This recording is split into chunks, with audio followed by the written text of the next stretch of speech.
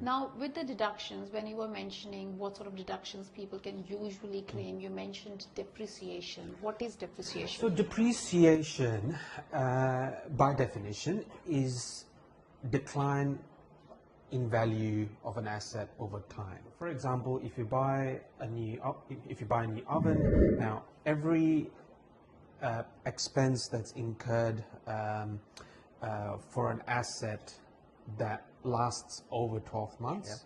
Yeah.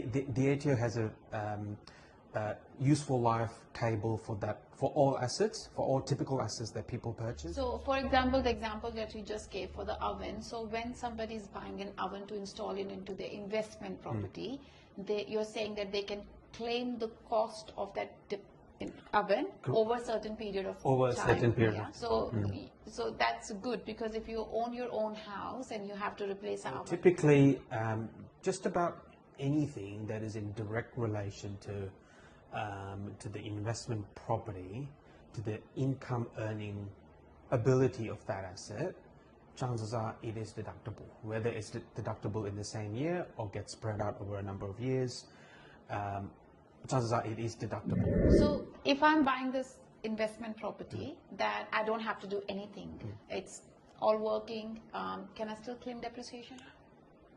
That's a good question, Khush. I'm full of good questions. That you purchase the asset and also the building itself.